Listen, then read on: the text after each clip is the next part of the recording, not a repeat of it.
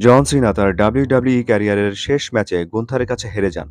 কিন্তু সবচেয়ে অবাক করার বিষয় হলো তিনি যখন ট্যাপ আউট করছিলেন তখন তিনি হাসছিলেন। কী ছিল সেই হাসির রহস্য? কেন তিনি হেসেছিলেন? সে কথাই জানাবো আজকের এই ভিডিওতে।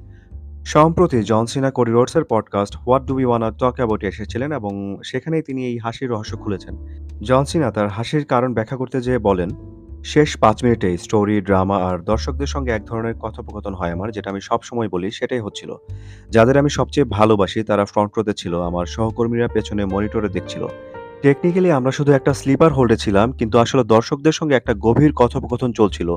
যখন আমি প্রায় আমার শেষ নিঃশ্বাস নিচ্ছিলাম তখন ভেতরে, ভেতরে লড়াই হচ্ছিল। যদি আমরা কারো কথা ভাবি, স্বাভাবিক মৃত্যু বা যেভাবেই আমরা জীবনে হারানোর দৃশ্য কল্পনা করি, আমরা সবাই এমন অভিজ্ঞতার মধ্য দিয়ে গেছি, মানুষ তখন লড়াই করে শুধু এতটুকু সময় ধরে টিকে থাকে যাতে জীবনের সবচেয়ে গুরুত্বপূর্ণ মানুষগুলোর সঙ্গে বিদায়টা বলে নিতে পারে। সেই দিনটা জুড়েই ছিল অবিশ্বাস্যভাবে আবেগী আর অর্থবহ অনেক কথা। তারপর একসময় বুঝলাম আমি যাদের ভালোবাসি সবার সঙ্গে আমার সংযোগ হয়ে গেছে।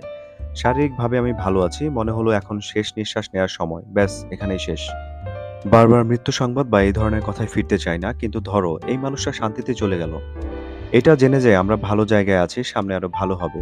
আমার টি-শার্টের নিচে লেখা ছিল I gave everything, thank you for everything. আর সেই এক মুহূর্তেই সবকিছু সম্পূর্ণ হয়ে গেল। শান্তভাবে চলে যাওয়া। ইমোশনাল হয়ে গেলাম জনসনের কথা শুনে। আসলে খুব ডিপ ছিল কথাগুলো। যারা জনসনের কথাগুলো ফিল করতে পারবেন তারা আসলে সত্যি ইমোশনাল হয়ে যাবেন। জন সিনার গিমিকটাই ছিল নেভার গিভ আপ। এই কারণে অনেকেই এই ট্যাপ আউটটা মেনে নিতে পারেনি। জন সিনার এই কথাগুলো কেমন লাগলো চাইলে অবশ্যই কমেন্ট করে জানাতে পারেন। তাছাড়া জন সিনা যখন ট্যাপ আউট করছিল সেই সময় আপনার রিঅ্যাকশনটা কি ছিল, কেমন ছিল সেটা কমেন্ট বক্সে জানাতে পারেন।